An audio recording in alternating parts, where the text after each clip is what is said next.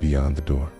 For as long as Gaz could remember, the outside world felt like an enemy. The streets were too wide, the sky to open. The thought of stepping beyond his front door sent waves of panic through his chest. So he stayed inside, safe within the familiar walls. Days blurred into weeks, and weeks into years. The world moved on without him, and yet, deep down, he knew there was more beyond the confines of his home. He wanted to see it. He wanted to live it. But how? One morning, he stood at the door, his hand trembling on the handle. The air on the other side felt too vast, too unpredictable. His heart pounded like a drum in his ears. He took a breath, then another. He told himself he didn't have to conquer the world today, just this moment. One step, that's all. The door cracked open. Sunlight spilled in. The fresh air smelled like freedom and fear all at once. Gaz stepped forward.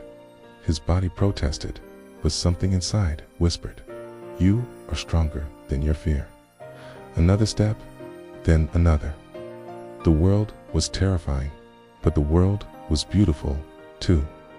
There were sounds, the melody of birds, the rustle of leaves, the distant laughter of children.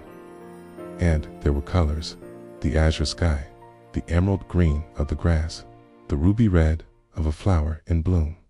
Gaz closed his eyes, savoring the symphony of sensations. He reached out, his fingertips brushing against a blade of grass. It was soft, not the sandpapery texture he'd imagined. He opened his eyes and looked up. The sky was a canvas of blue, stretching endlessly above him. It was vast, yes, but also kind, as if the heavens themselves were holding their breath, giving him space, allowing him to breathe. And in that moment, Gaz understood. The world wasn't an enemy to be conquered.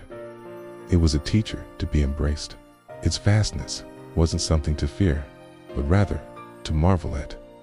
Its unpredictability, its mutability, was a source of endless fascination. He took a shaky breath, feeling tears prickle at his eyes. It was overwhelming to realize how much he'd missed, how much he'd been hiding from, but there was no going back now. He was here, and here, in this moment, he was free. He started walking, slowly at first, then with growing confidence. The sun warmed his skin. The wind tousled his hair. He wasn't just alive, he was truly living. And as he continued his journey, he knew one thing for sure. Today, just for today, he had one. If you enjoyed this video, please like, comment, and subscribe.